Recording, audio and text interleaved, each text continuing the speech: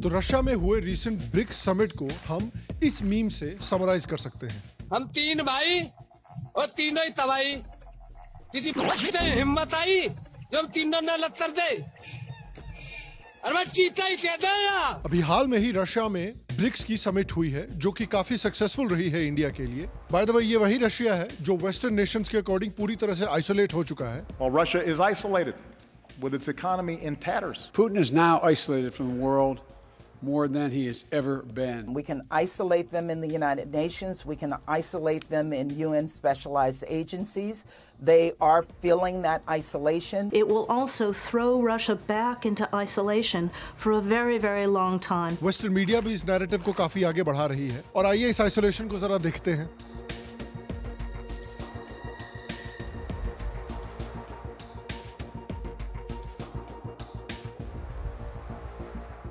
तो पूरे 36 देशों के रिप्रेजेंटेटिव्स ने इस समिट में हिस्सा लिया है और ये समिट काफी इंपॉर्टेंट रहा है 3 रीजंस की वजह से। पहला, तो रशिया ने एक ऐसे समय पर इस समिट को होस्ट किया है जब उस पे वेस्टर्न देशों के सैंक्शंस लगे हुए हैं, उसके बावजूद 36 देशों ने इस समिट को अटेंड करके इसको सक्सेसफुल बनाया है। दूसरा, इस समिट में ऐसा कुछ हुआ जिससे पाकिस्तानियों की रात की नींद उड़ गई है। वो रात अपन 2 बजे तक पिया।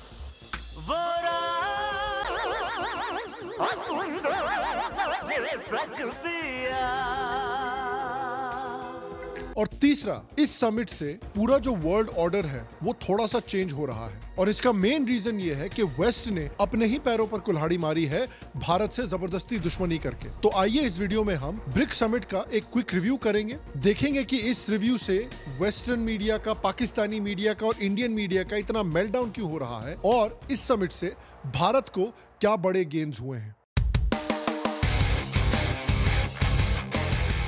हेलो और शाम शर्मा शो के इस एपिसोड में आपका बहुत बहुत स्वागत है। मैं हूं सेकुलरिज्म का सीईओ शाम शर्मा और आप सबको एक सेकंड प्रणाम। तो देखिए, जैसा कि आपको पता ही है कि हाल में ही सो कॉल्ड आइसोलेटेड रशिया में ब्रिक्स का काफी सक्सेसफुल समिट हुआ है। तो आइए बात करते हैं जल्दी से कि ब्रिक्स है क्या। देखिए, ब्रिक्स एक एक्रोनिम है जिसको जिम ओनील ने कॉइन किया था, जो एक नॉन वेस्टर्न ब्लॉक है of leading emerging economies like Brazil, Russia, India, China और साउथ अफ्रीका।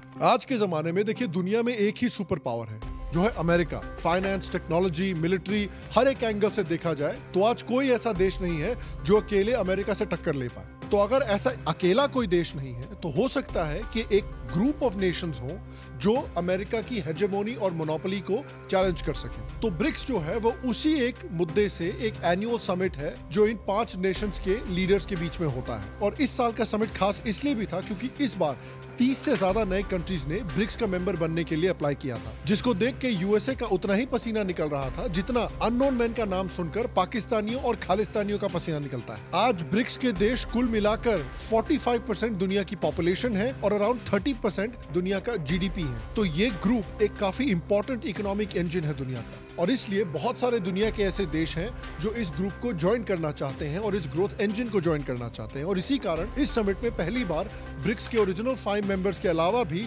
5 नए कंट्रीज को ऐड किया गया है, जैसे Iran, UAE, Saudi Arabia, Egypt और इथियोपिया। हालांकि देखिए, पाकिस्तानियों ने भी ब्रिक्स की मेंबरशिप के लिए अप्लाई किया था, लेकिन मेंबर बनना तो दूर, उनको ब्रिक्स की समिट के लिए इन्वाइट तक नहीं किया गया। गजब बेइज्जती है। लेकिन देखिए, अब तक तो इनको इस तरह की बेइज्जती की काफी आदत पड़ चुकी है। आज 75 साल बाद आज कशकोर लेके फिर रहे हैं और हम इधर देखते हैं तो कर्जा, इधर देखते हैं तो कर्जा, उधर देखते हैं कर्जा, पीछे देखते हैं कर्जा।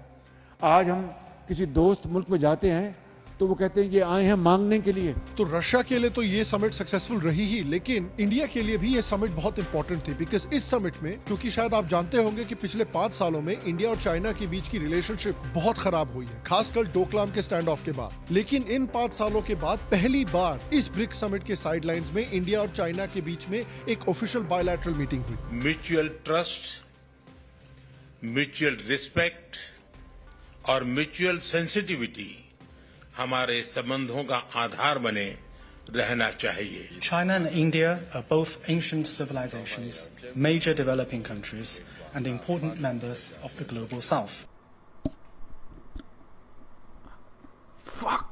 ये कैसे हो गया? और एक तरीके से इंडिया ने वेस्ट को, खासकर यूएस को एक स्ट्रॉन्ग मैसेज भेजा है कि अब दुनिया में अमेरिका ही सिर्फ एक ग्लोबल पावर नहीं है, बल्कि अब दुनिया जो है एक मल्टीपोलर वर्ल्ड की तरफ शिफ्ट हो रही है। अब ऐसा नहीं है कि आप जिसको मन चाहे उंगली कर सकते हो और बाकी देश जो है वो कुछ नहीं कर सकते, सिर्फ आपके तलवे चाट सकते हैं। और ऑब्वियसली चाइना और इंडिया के बीच में जो ये पहल हुई है ये रातों रात नहीं हुई है, क्योंकि चाइना और इंडिया को सेम पेज पर लाना बेसिकली उतना ही मुश्किल माना जाता था जितना कि सलमान खान और लॉरेंस बिश्नोई को सेम पेज पर लाना। चाइना और इंडिया के बीच में इस पहल की प्लानिंग पिछले 2 महीने से शुरू हो गई थी, जिसमें अपेरेंटली रशिया ने भी एक काफी इंपॉर्टेंट रोल निभाया था। मेरे नए प्लान के मुताबिक रशिया जेन्युइनली रेगुलरली काफी समय से कोशिश कर रहा है कि इंडिया और चाइना को एक टेबल पर लाया जाए और एक साथ लाया जाए, क्योंकि ये दोनों देश जो हैं वो रशिया के लिए काफी बड़े एलाइज हैं। ये खून कब तक बहाओगे? दुश्मनी का बीज कब तक बोओगे? ट्विंकल ट्विंकल लिटिल तलवार, how I wonder what's it's धार।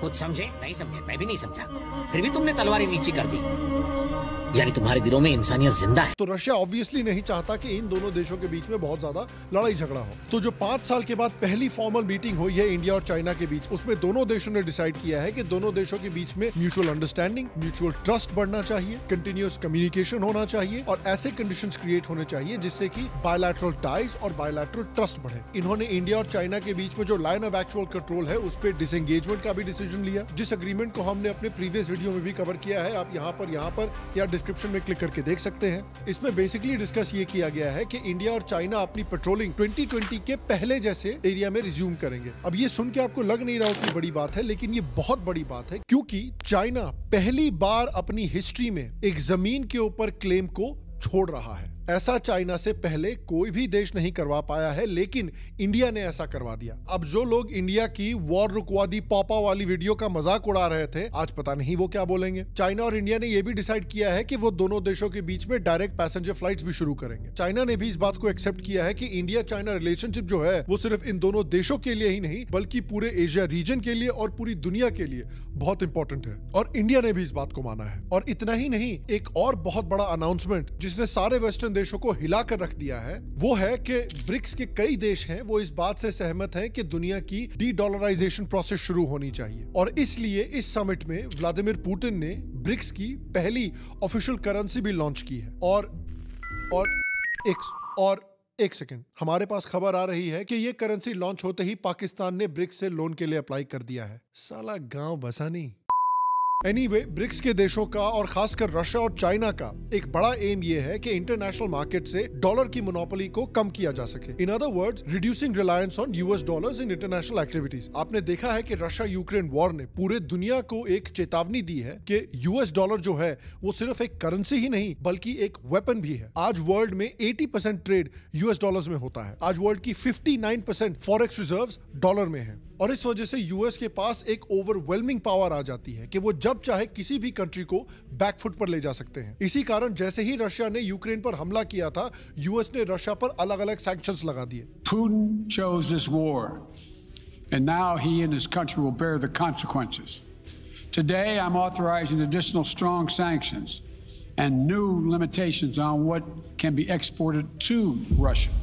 उन्होंने स्विफ्ट के इंटरनेशनल बैंक सिस्टम्स को कैंसिल कर दिया रशिया में। उनके 300 बिलियन यूएस डॉलर्स के रिजर्व्स को फ्रीज कर दिया गया, जिसके बाद रशिया को भले ही शॉर्ट टर्म के लिए लेकिन काफी स्ट्रॉन्ग इकोनॉमिक चैलेंजेस फेस करने पड़े। और अमेरिका ये टैक्टिक सिर्फ रशिया पर ही नहीं कई देशों पर अपना चुका है। इनफैक्ट अमेरिका ने अराउंड 28 कंट्रीज पे इस तरह के कुछ ऑफिशियल सैंक्शंस लगाए हैं, और इन्हीं सैंक्शंस से इम्यूनिटी के लिए ब्रिक्स एक ऑल्टरनेटिव करेंसी को लॉन्च करना चाहती है जो कि एक ट्रस्टेबल आइटम से बैक हो, जैसे कि गोल्ड। इसीलिए आपने देखा होगा कि पिछले कुछ सालों से कई देश हैं जो अपने गोल्ड रिजर्व्स को बढ़ा रहे हैं, चाहे इंडिया हो, ब्राजील हो, चाइना हो, रशिया हो। इनफैक्ट ब्राजील इस इंक्रीज को लीड कर रहा है, जिसके 2018 से 300% गोल्ड रिजर्व्स बढ़े हैं। और ऑब्वियसली ये काफी बड़ी डेवलपमेंट्स हैं जिससे वेस्टर्न देशों का और वेस्टर्न मीडिया का काफी जोरदार मेल्टडाउन हो रहा है। न्यूयॉर्क टाइम्स तो इतना चढ़ा हुआ है कि इसको ब्रिक्स नहीं सो कॉल्ड ब्रिक्स बता रहा है। वॉशिंगटन पोस्ट कह रहा है कि ये कोई समिट वमिट नहीं है, बस गैदरिंग है। कुछ मीडिया वाले तो कह रहे हैं कि ब्रिक्स को एक्सपैंड नहीं करना चाहिए बल्कि खत्म ही कर देना चाहिए। ब्लूमबर्ग ने तो सरेंडर ही कर दिया है यार। वो तो एक्सेप्ट भी कर रहे हैं कि रशिया यार कोई आइसोलेट नहीं हुआ है। CNN की तो इतनी फटी पड़ी है कि ब्रिक्स का नाम तक नहीं ले रहे हैं वो, मानो ब्रिक्स नहीं हो, हैरी पॉटर का वोल्डेमॉर्ट हो। वेस्टर्न देशों का भी मेल्टडाउन हो रहा है। एंडर्स एसलंड, किस तरह का नाम है यार, एसलंड।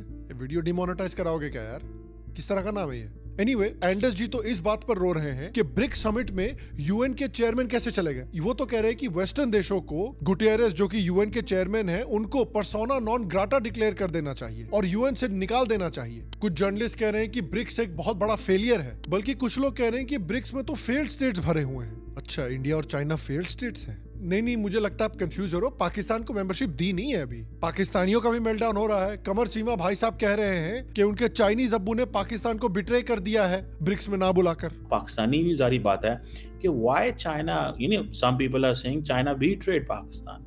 It's a betrayal. Some people are saying. और देखिए, जब भी इंडिया में कुछ भला होता है, जब भी इंडिया कुछ अच्छा करता है, तो बाहर कितने भी लोग नाखुश हैं, उनसे ज्यादा नाखुश इंडिया में बैठे कुछ लोग होते हैं। और देखिए, इंडिया को नेगेटिव लाइट में दिखाना हो तो सबसे आगे हमारी ऑपोजिशन पार्टीज रहती हैं। जब ब्रिक्स की फाइनल फोटो शूट हो रही थी तो उसमें मोदी जी नहीं थे। उस फोटो को कोट करके कांग्रेस मोदी जी का मजाक उड़ा रही थी। उनको ये पता भी नहीं था कि मोदी जी ब्रिक्स की समिट को अटेंड करके काम सारा निपटा के 23 तारीख को वापस भी आ गए। यूपी के साहिबगंज के मोहम्मद बकरुद्दीन, जो यूपी में रह के हिजबुल्लाह के नसरल्लाह और हमास के सिरवार का रोना गाते हैं, वो बड़े दुखी हो रहे हैं। भारत में कुछ लोग इस बात से बड़े नाराज हैं कि ब्रिक्स ने यार पैलेस्टाइन के बारे में बात क्यों नहीं की। कुछ लोग इस बात से नाराज हैं कि यार ब्रिक्स में इंडिया जैसे ज़ायनिस्ट कंट्री को क्यों बुला लिया। एक खालिस्तानी तो इस बात पे रो रहा है कि इंडिया ने ब्रिक्स में जाके वेस्ट को बिट्रे किया है और वेस्ट को ये बात भूलनी नहीं चाहिए। और जो करेंसी हाल में अनाउंस हुई है उसमें भी काफी मेल्टडाउन हो रहे हैं। कुछ अमेरिकन तो इसको देखकर सनक ही चुके हैं। I don't know who needs to hear this. Wake up. Wake up. What is going on? I'm not understanding how we could be going through potentially a crisis, like a serious crisis, where the BRICS nation is combining their money together to devalue the American dollar. कुछ तो अभी से ही conspiracy theory बना रहे हैं कि क्यों BRICS currency बहुत बुरी तरह से फेल करेगी। एक अमेरिकन यूट्यूबर तो ओपनली एक्सेप्ट कर रहा है कि ब्रिक्स करेंसी जो है वो यूएस डॉलर और यूएस एम्पायर को खत्म कर देगी। I mean, the BRICS meeting of the BRICS nations is happening right now, and they are creating a settlement currency system that does not need the dollar, and this will cause dollar demand globally to plummet. It'll go to zero among nations that aren't controlled by the US. इसीलिए Trump भी कह रहे हैं कि वो 100% tariff लगाएंगे उन देशों के ऊपर जो यूएस डॉलर को वर्ल्ड रिजर्व करेंसी की तरह अबैंडन करेंगे। We're not going to salute the dollar anymore. You're going to pay a 100% tariff on everything you sell into the United States. अरे ट्रम्प चाचा, बाकी को छोड़िए, आपके खुद के सबसे बड़े पार्टनर जो है इलॉन मस्क, वो कह रहे हैं कि bitcoin will become the single global currency in the future. US इतना नर्वस हो रखा है इस समय पे कि यूएस के secretary of defence Lloyd Austin कह रहे हैं कि ब्रिक्स को रिटन गारंटी देनी पड़ेगी कि ब्रिक्स कभी भी वेस्ट में नहीं एक्सपैंड करेगा। वाह जी वाह।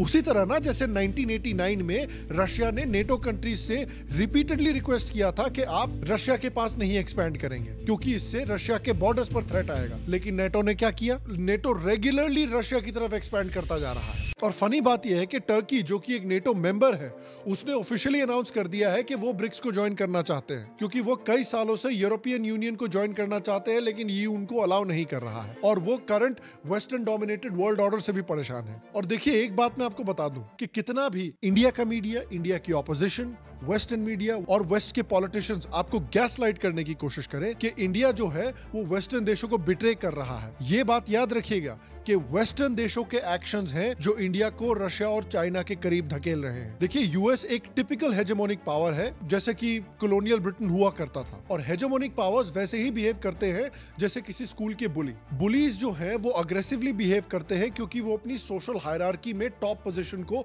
मेंटेन करके रखना चाहते हैं, और वो हिंसा और बुलिंग का इस्तेमाल करते हैं दूसरों को दबा के रखने के लिए और अपनी पावर को मेंटेन करने के लिए। और इसीलिए ये देश हैं जो एक दिन किसी देश को अपना एलाई बोलते हैं, अपना ट्रस्टेड पार्टनर बोलते हैं, और अगले दिन उसी देश में तख्ता पलट कर देते हैं। ये काम इन्होंने 1953 में ईरान में किया था। 1953 के पहले ईरान इनका पार्टनर था, लेकिन 1953 में ईरान के प्रेसिडेंट ने डिसाइड किया कि वो अपने ऑयल को नेशनलाइज करेंगे ताकि ईरानियंस को जो ऑयल है वो थोड़ा सस्ता मिल सके। लेकिन नेशनलाइज करने से ब्रिटिश कंपनीज के जो ऑयल इंटरेस्ट है वो हर्ट हो जाते, इसलिए अमेरिका और ब्रिटेन ने मिलकर वहां पे तख्ता पलट करवा दिया। 2003 के पहले सद्दाम हुसैन जो जो है वो अमेरिका का बेस्ट फ्रेंड हुआ करता था, लेकिन 2003 में क्योंकि ऑयल एक्सपेंसिव हो रहा था और 9/11 के बाद अमेरिका को भड़ास निकालनी थी, लेकिन 9/11 में सबसे ज्यादा इन्वॉल्व कंट्री थी सऊदी अरेबिया और पाकिस्तान, जो कि दोनों अमेरिका की पार्टनर्स थी, तो उनपे तो बॉम्ब गिरा नहीं सकते, तो उन्होंने चूज किया कि भैया चलिए सद्दाम हुसैन पे भड़ास निकालते हैं। उन्होंने फेक रिपोर्ट्स पब्लिश की कि भाई सद्दाम हुसैन 9/11 के लिए रिस्पॉन्सिबल है और उसके पास वेपन्स ऑफ मास डिस्ट्रक्शन है, जिन दोनों चीजों का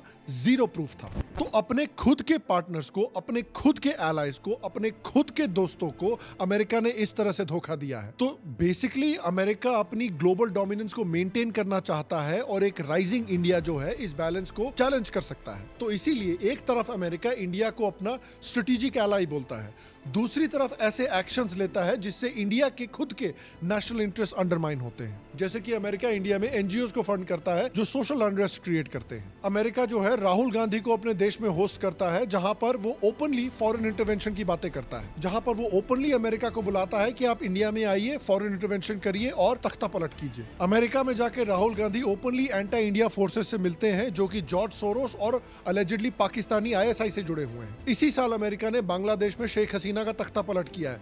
शेख हसीना जिनकी गवर्नमेंट काफी प्रो इंडिया थी, जो इंडिया की काफी स्ट्रॉन्ग एलाई थी, लेकिन इंडिया को कमजोर करने के लिए और अपने स्ट्रेटेजिक इंटरेस्ट को मेंटेन करने के लिए उन्होंने शेख हसीना का तख्ता पलट किया और वहां पर एक अमेरिकन पपेट को बिठा दिया। अमेरिका के ऊपर यह भी एक्यूजेशन है कि वो खालिस्तानी आतंकी जैसे गुरपतवंत पन्नू को प्रोटेक्शन देता है। गुरपतवंत पन्नू वही आतंकी है जिसने इंडियन डिप्लोमेट्स को धमकियां दी है, इंडियन एयरलाइंस पर अटैक करने की धमकी दी है, हिंदूज पर अटैक करने की धमकी दी है। इसने धमकी दी है कि वो जिस तरह का अटैक इजराइल में अक्टूबर 7 पर हुआ था उसी तरह का अटैक भारत में करना चाहता है। अपेरेंटली कुछ जगह से यह भी खबर आई है कि अमेरिका ने कनाडा को उकसाया था कि वो खालिस्तानी निज्जर की किलिंग पर इंडिया को अक्यूज करे। कुछ रिपोर्ट्स के मुताबिक अमेरिका ने सो कॉल्ड इंटेलिजेंस प्रोवाइड की थी कनाडा को कि इंडिया का हाथ था निज्जर की किलिंग में। तो ये तो वही बात हुई ना कि आपने इतनी गंद मचाई है, उसके बाद कंफ्यूज हो रहे हो कि भाई इंडिया नाराज क्यों हो रहा है। ये तो वही बात हुई कि आप रोज सुबह उठ के 150 गुड मॉर्निंग मैसेजेस भेजते हो अपने फ्रेंड के ग्रुप में और उसके बाद फिर कंफ्यूज हो जाते हो कि आपका दोस्त आपको ब्लॉक क्यों कर रहा है व्हाट्सएप पे। आप देखिए कि वेस्टर्न देश इस समय पर क्या कर रहे हैं। कनाडा के फॉरेन मिनिस्टर मेलेनी जोली ने ओपनली कहा था कि वो इंडिया पर सैंक्शन लगा सकते हैं, जिसमें कि 5 आइज कंट्री जो है, जिसमें यूके, ऑस्ट्रेलिया,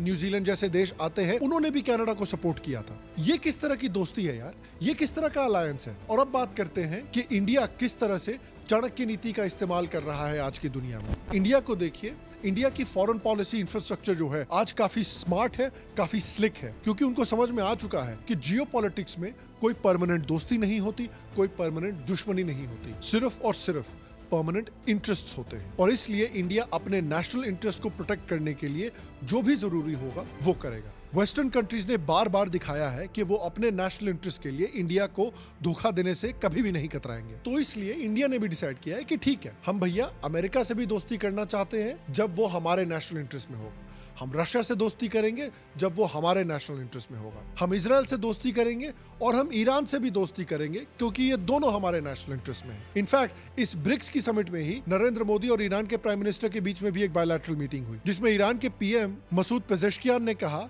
कि इंडिया एक ऐसा वाहिद देश है जो कि वेस्ट एशिया में डी एस्केलेशन प्रोसेस में हेल्प कर रहा है। तो ऐसा नहीं है कि इंडिया ने अचानक से अंधाधुंध चाइना पर ट्रस्ट करना शुरू कर दिया है, वो बस अपने नेशनल इंटरेस्ट के लिए चाइना के साथ डी एस्केलेशन कर रहे हैं, क्योंकि इससे इंडिया को बॉर्डर पर थोड़ी आसानी होगी, दूसरा इससे अमेरिका को भी एक स्ट्रॉन्ग मैसेज मिलता है कि वो इंडिया को बुली नहीं कर सकते और उनके नेशनल इंटरेस्ट को अंडरमाइन नहीं कर सकते, क्योंकि अगर वो ऐसा करेंगे तो इंडिया के पास भी कुछ स्टेप्स हैं जो इंडिया ले सकता है। और इसी से रिलेटेड मैं आपसे पूछना चाहता हूं कि आपको इंडिया की जो ये करंट फॉरेन पॉलिसी है, क्या आप उससे सहमत हैं, क्या आप उससे असहमत है? क्या आपको लगता है कि इंडिया को चाइना और रशिया के साथ बेहतर पार्टनरशिप बनानी चाहिए, या फिर वेस्टर्न देशों के साथ बेहतर पार्टनरशिप बनानी चाहिए, या फिर इंडिया को सिर्फ अपने नेशनल इंटरेस्ट में एक्शंस लेने चाहिए? नीचे कमेंट सेक्शन में मुझे जरूर बताएं। अगेन, अगर आपने अभी तक हमारे पेट्रियन या हमारे यूट्यूब के मेंबरशिप को ज्वाइन नहीं किया है तो जल्दी ज्वाइन करें। हम कुछ बहुत ही इंटरेस्टिंग हमारे पेट्रियंस के लिए, हमारे मेंबर्स के लिए पॉडकास्ट प्रोड्यूस करने वाले हैं, जिनको आप एक्सक्लूसिवली सुन सकते हैं पेट्रियन पे, या फिर अगर आप एक यूट्यूब मेंबर हैं तब। बाकी मैं आपसे अगले एपिसोड में मिलूंगा, तब तक के लिए स्वस्थ रहें, सुखी रहें,